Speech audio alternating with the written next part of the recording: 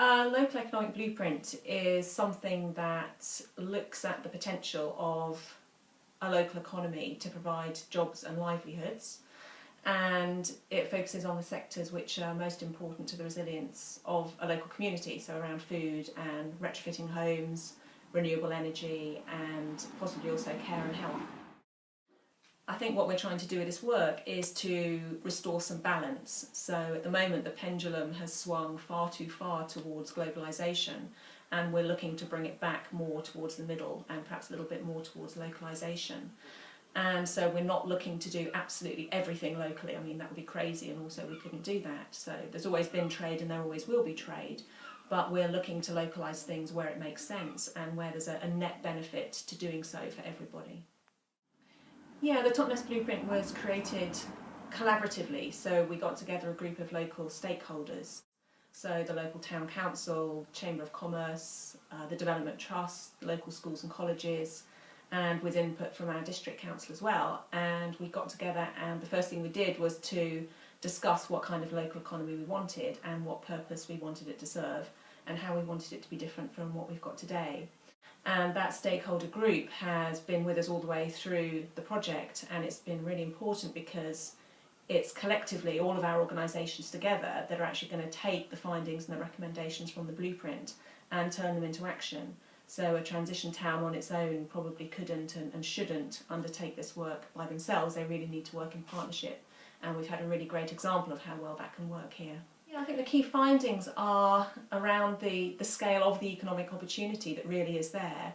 We always suspected it was there, but we wanted to put some numbers on it to prove to other people that this new way of looking at the economy is really viable. There's a lot of opportunity, and we've put numbers on that. So overall, if we take just 10% of the opportunity over the next couple of years, that's going to inject over £5 million into our local economy, which is significant for an economy of our size. At the moment, all we hear in the news is about austerity and job losses. And locally, we've just had yet another closure announced of Axminster Carpets, which is based just a few miles from here, with 300 people losing their jobs, most of them around here. And that's just a massive impact on these small villages. So I think what the blueprint does is it tells a story of exciting potential of new jobs and new livelihoods, and in sectors that can really make a difference to our community. You know, we can feed ourselves, we can make our homes warmer to live in and cheaper to heat, we can develop our renewable energy assets and have somewhere to invest our money. So it's not just about jobs. The jobs are a great outcome, but there's so much more that we get from this approach to economic development. So this question of will it only work in Totnes is a valid one, and that's why we've also been running this same work as a pilot in 2 other places. So we've been doing it in Herefordshire as a rural county, and we're also doing the work in Brixton as an inner city district, part of Lambeth.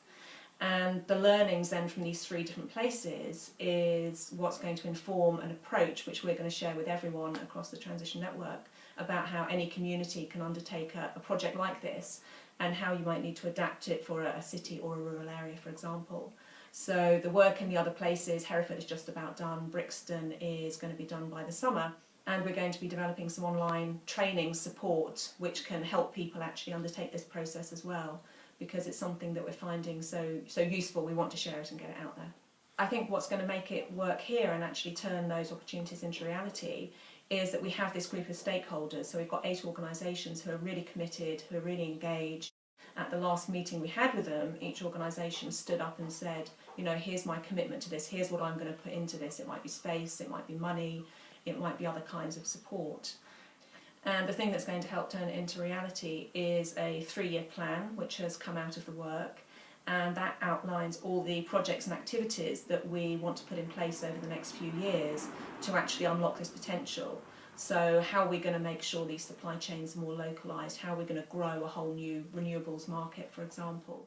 It's really key that we've done quite a bit of thinking about how we're going to start that work happening. And the other really essential thing is how we can get even more businesses and organisations involved. So the next step after this launch is to hold some open meetings. So we'll have an open meeting for all the local food businesses and food organisations, where we'll all come together and talk about the blueprint and create a local network of food businesses that are going to be actually responsible for taking forward a number of the food projects. So the sense of collaboration and cooperation and sharing and doing things for our mutual interest is really strong, and that's really key to making this happen.